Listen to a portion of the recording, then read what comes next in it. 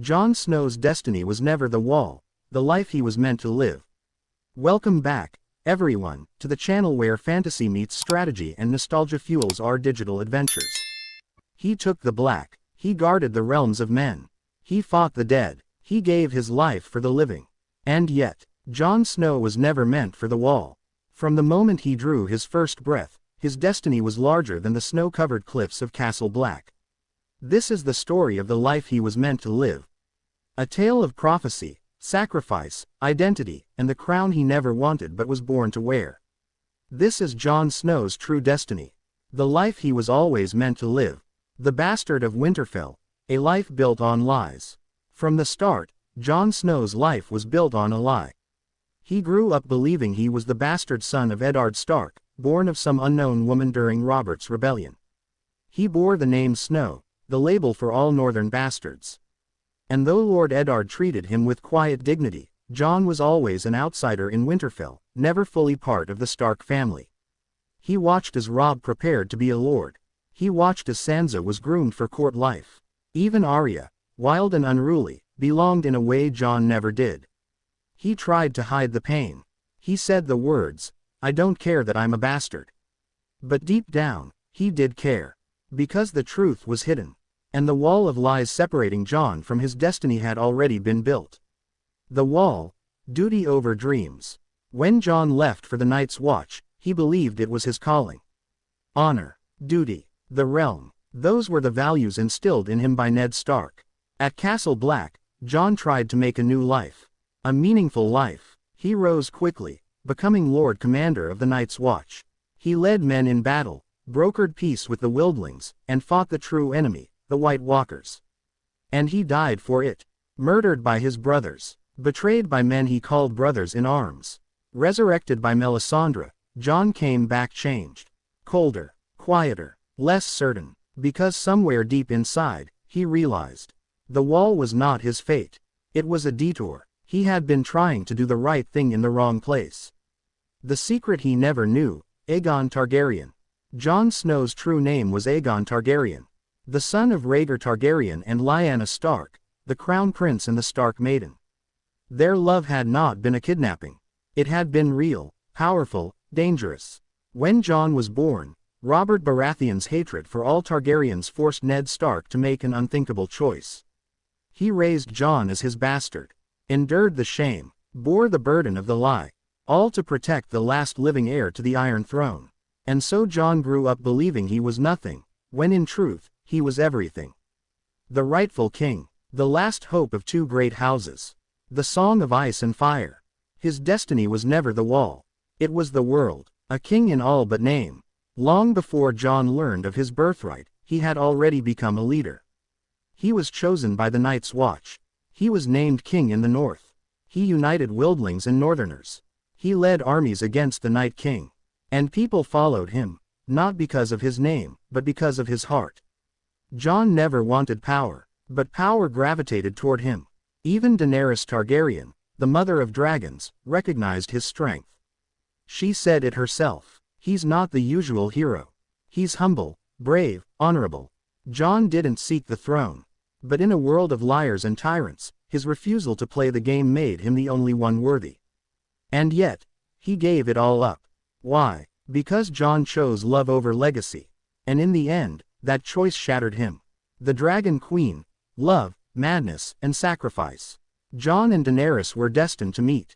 Two Targaryens, two saviors, two flames from the same blood. They fought together. They bled together. They fell in love. But Daenerys, driven by trauma and a thirst for justice, began to lose herself. She believed in destiny too deeply. She believed her purpose gave her the right to rule with fire and blood. When King's Landing surrendered, Daenerys burned it anyway. And Jon watched, helpless, as the woman he loved became what he had sworn to fight against. He begged her to choose mercy. He pleaded for the people. But when she looked at the ashes and called it liberation, Jon knew. He had to stop her. With a kiss and a dagger, Jon made the hardest choice of his life. He killed Daenerys, not out of hatred, but out of love for the realm. He gave up everything, his queen, his future, his soul, and in return, he was banished. The banished king, a fate unworthy of his life. Jon Snow saved the realm. He ended the war, he stopped a tyrant, he united the living against the dead, and for that, he was exiled, sent back to the Wall, the very place his journey began, as if his sacrifice had no meaning. But even the Wall had changed. There was no more Night King, no more threat from the north. Jon didn't return to duty. He returned to isolation, a man with no family, no home, no title. And yet, he still bore the name that echoed in prophecy.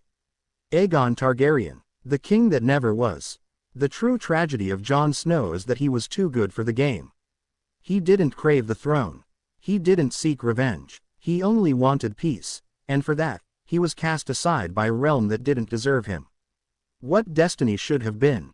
Jon's true destiny was never to die in the snow. It wasn't the Wall. It wasn't even the Iron Throne. Jon Snow was meant to lead a new world. Not through conquest, but through unity. He was the living bridge between Stark and Targaryen, ice and fire, duty and emotion, Westeros and the free folk. He could have rebuilt Westeros into something new, something better. A realm without lies, without fear, without the corrupt cycle of power. He could have been a king of peace. A ruler who did not want to rule, and therefore was the only one fit to do so. But the realm wasn't ready for that. So instead, it sent him back to the snow, to wander the forest with ghosts and broken men. The final ride north, a symbol of freedom. The final shot of Jon Snow is not of chains, not of a throne, but of freedom. He rides north with Ghost and the free folk, past the Wall, into the great white unknown. He's not returning to duty. He's returning to life. For the first time, he is free of the burdens of houses, crowns, and war. No more Stark, no more Targaryen, just Jon, the man beneath the name. The one who endured everything and still chose to be good. Maybe that was his true destiny all along. Not to rule, but to survive. To carry the memory of the fallen. To be a living testament to sacrifice, love, and loyalty.